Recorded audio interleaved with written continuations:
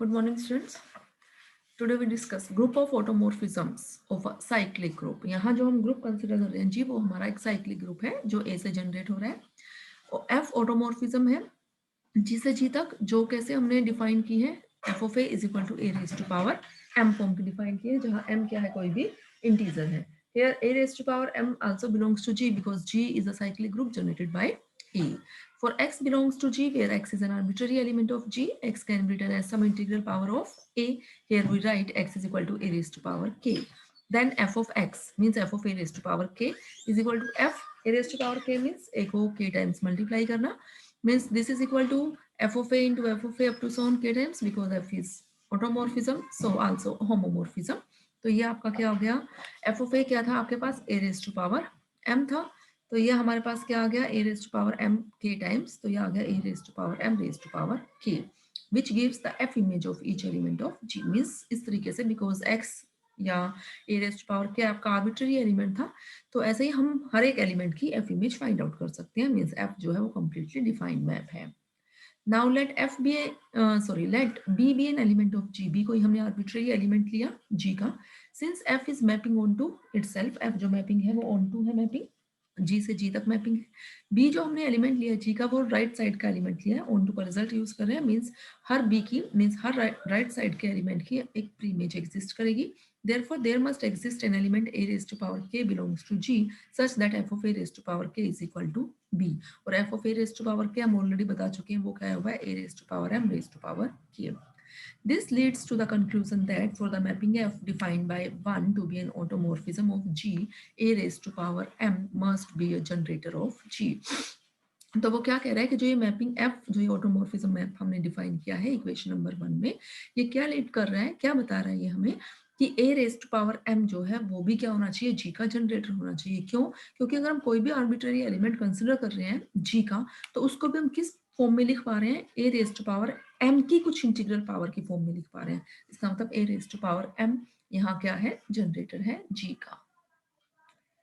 Means कहने का मतलब जो ये हमने मैप डिफाइन किया है एफ मैप ए से, कि अगर हम एफ को ए पे लगा रहे हैं तो वो क्या आ रहा है, ए रेज टू पावर एम आ रहा है, तो ए भी जनरेटर है. और यहाँ जो मैप लगाने के बाद जो ये एलिमेंट आया है, वो भी हमने यहाँ क्या डिफाइन किया है मैप, उस मैप में कि a raise to power M जो है वो जनरेटर तक डिफाइन किया है. ये मैप आपने जो डिफाइन किया है here, a raise to power m is also generator. ये प्रूव कैसे कैसे पता लगा कि a raise to power m generator है, क्योंकि हमने क्या देखा कि हर एलिमेंट को, जी के हर एलिमेंट को हम कैसे लिख पा रहे हैं, a raise to power M की सम इंटीग्रल पावर की फॉर्म में लिख पा रहे हैं. तो यहाँ से हमने कंक्लूड किया कि a raise to power m is also generator of g. Show that group of automorphisms of a finite cyclic group is abelian. कि अगर हम ग्रुप कंसिडर कर लें, किसका ग्रुप कंसिडर करें, ऑटोमॉर्फिज्म्स का ग्रुप ले लें, मींस ओट जी अगर हम बात करें, और जी हमारा कैसा है, फाइनाइट साइक्लिक ग्रुप है, तो हमारा जो ओट जी है वो क्या बनेगा, एबिलियन ग्रुप बनेगा. तो let ji be a finite cyclic group generated by a and aut g be a group of automorphisms such that aut g. अब ओट जी में कौन कौन से एलिमेंट्स आएंगे, मीन्स वो मैपिंग्स, वो एलिमेंट्स जो जी से जी तक डिफाइंड है, वन वन है और वन वन है, ऑन टू है और होमोमॉर्फिज्म है. Let f and g belongs to aut g. हमने ले लिया कोई दो एलिमेंट ओट जी के, हमने क्या दिखाना है, ओट जी एबिलियन है, मीन्स ये दो एलिमेंट्स, मीन्स ये जो मैपिंग्स एक्चुअली में उसके एलिमेंट्स, ये क्या करेंगे, कम्यूट करेंगे. So that F of A, F को ए पे अप्लाई किया तो क्या आया, A raise to power M. जब जी को ए पे लगाया तो क्या आया, A raise to power N, where M and N are some integers. Now F into G को अप्लाई कर रहे हैं हम ए पे, इसका मतलब F into G of A, means पहले जी को अप्लाई करेंगे, और जी ऑफ ए क्या है आपके पास, a raise to power n है, और एफ को अगर हम a raise to power n पे लगाएंगे तो क्या आएगा, ए रेज टू पावर एन की power m, means a raise to power n m. इसको हम क्या लिख सकते हैं, a raise to power m n भी लिख सकते हैं. फिर हम इसको लिख सकते हैं a raise to power M raise to power n, and this is equal to g of f of A. Means क्योंकि जब इसमें एफ को ए पे लगाओगे तो आपके पास आएगा ए रेज टू पावर एम, और फिर जब जी को लगाओगे तो क्या आएगा, ए raise to power M raise to power N. तो ये क्या आ गया, G F applying on A. तो इसका मतलब हर आर्बिट्ररी एलिमेंट के लिए रिजल्ट प्रूव हो रहा है. इसका मतलब F G is equal to G F, means और G is an abelian group. Next theorem है, let ji be a finite cyclic group of order N. G एक फाइनाइट साइक्लिक ग्रुप है N order का. Then the order of group of automorphism of G is phi, and where phi is Euler phi function. या second statement क्या है, order of OG for a finite cyclic group G of order n means sorry, हमें यहाँ क्या करना था, find करना था order of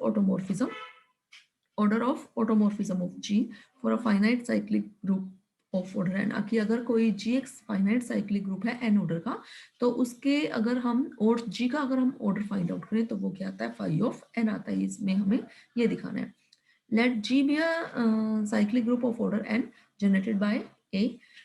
और G का हमने ऑर्डर क्या दे रखा है, n दे रखा है, तो उसके जनरेटर का ऑर्डर भी क्या होगा, n means order of A भी क्या हो गया, n हो गया।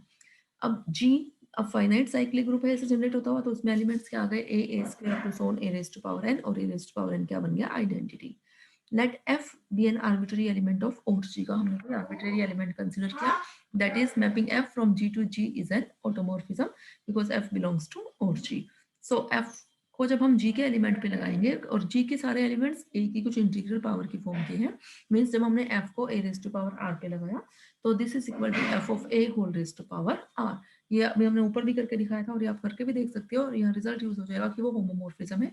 एक्चुअल में आप इसको लिख सकते हो, f को अपना a raise to power r को आप कैसे लिखोगे, a इंटू f टू सोन r टाइम्स, और फिर आप उनको सेपरेट कर दोगे, f of a into f of a into f of a कितने टाइम्स, r टाइम्स, तो ये क्या आ गया, f of a raise to power r for all r belongs to z। Let f of a is equal to a raise to power m। हमने मान लिया f of a क्या है, a raise to power m, क्योंकि ओट जब ये f आपकी automorphism है तो हम ऐसे ही डिफाइन करते हैं ना, कि जब हम f को a पे लगाएं तो हम a रेज़ टू की सम इंटीग्रल पावर की फॉर्म में डिफाइन करते हैं, where m belongs to z and m lying between 0 and n। Now f of a whole raise to power n is equal to, इसको हम लिख सकते हैं फिर ऐसे, f of a raise to power n, और a raise to power n क्या है, आपका आइडेंटिटी है, तो f को जब हम e पे लगाएंगे तो क्या आएगा, अगेन आइडेंटिटी। तो f of a whole raise to power n identity होने का मतलब order of f of a क्या आ गया आपके पास, less than equal to n आ गया। इफ पॉसिबल, अब less than equal to n है तो इसका मतलब पॉसिबिलिटी है कि वो लेस भी हो सकता है और इक्वल भी हो सकता है, तो हमने मान लिया if possible let order of f of a is less than n। ठीक है, लेस देन n है तो कुछ ना कुछ होगा, उसको हमने किससे डिनोट कर दिया, d से, where d is less than n। अगर order of f of a d है तो इसका मतलब f ऑफ a पे जब हम d पावर रेज करेंगे तो क्या आ जाएगा, आइडेंटिटी आ जाएगा। और f of a whole raise to power d को हम लिख सकते हैं f of a raise to power d। now this is equal to identity, और identity can be written as f of e। Mapping f जो है आपकी 1-1 mapping है, being f is automorphism, तो हमारे पास आ गया a raised to power d is identity। अब a raised to power d identity है, it means order of a is less than equal to d, means order of a is strictly less than n, which is contradiction because order of a is n। it means order of a, f of a less than n is not possible। तो सिर्फ क्या possibility बची हमारे पास, कि order of f of a किसके equal होगा, n के equal होगा। अब हमने क्या ले लिया, कि मान लिया m और n जो है वो कोप्राइम है, सॉरी कोप्राइम नहीं है, मीन्स हमने क्या लिया, m और n जो है उनका जीसीडी क्या है, t है। कोप्राइम होते तो हम यहाँ क्या लिखते थे, उनका जीसीडी क्या आ रहा है, 1 है। यहाँ हमने m और n का जीसीडी क्या ले लिया, t ले लिया, where t is greater than equal to 1, कुछ भी हो सकता है t यहाँ। ठीक है, इफ पॉसिबल, अगर पॉसिबल है तो हमने एज्यूम किया कि t जो है वो ग्रेटर देन 1 है। Then f of a whole raise to power n by t अगर हम करते हैं तो ये क्या आता है, f ऑफ a क्या है, a raise to power m, हम ऊपर डिफाइन कर चुके हैं, और raise to power n by t। ये m एक्चुअल में पावर्स तो मल्टीप्लाई हो जाएंगी, ये मीन्स ये बनेगा mn बाई t, इसको आप nm बाई t भी लिख सकते हो, और अगर nm बाई t लिखा तो n अंदर आ गया और m बाई t बाहर आ गया, और a raise to power n identity because order of a is n। तो e की कुछ भी पावर रेज करोगे तो ये तो क्या आ गया आपके पास, e m बाई t जो हमने ये रेज किए, तो इसकी वैल्यू क्या आ गई हमारे पास, e means f of a raise to power n by t e। तो इसका मतलब क्या हो गया, order of f of a is less than equal to n by t, और n by t is less than n because here t is greater than 1, क्योंकि अगर t 1 होता तब तो n बाई t n हो जाता, लेकिन here we consider t is greater than 1, so n by t is strictly less than 1। तो means order of f of a यहाँ क्या आ गया, less than n, which is not possible, ये तो पॉसिबल है नहीं। इसका मतलब जो हमने एजम्पशन ली थी कि t ग्रेटर देन 1 है वो पॉसिबल नहीं है, तो क्या होना चाहिए, t को 1 के इक्वल हो जाना चाहिए। अगर t 1 है तो इसका मतलब m और n क्या है, आपके को प्राइम है। ठीक है, in view of the above facts it follows that for any f belongs to और g, order of g is equal to n। now f of a is equal to a raised to power m such that m and n are co-prime, so order of और g is equal to phi of n। ये result आपने पीछे भी किया था कि अगर कोई फाइनाइट साइक्लिक ग्रुप है n ऑर्डर का, तो उसका ऑर्डर मीन्स उसके जनरेटर्स कितने होंगे, फाई ऑफ n होंगे। यहाँ पे भी वही काम है कि ऑर्डर ऑफ और जी क्या होगा, फाई ऑफ n होगा। ठीक है, बाकी हम नेक्स्ट लेक्चर में करेंगे।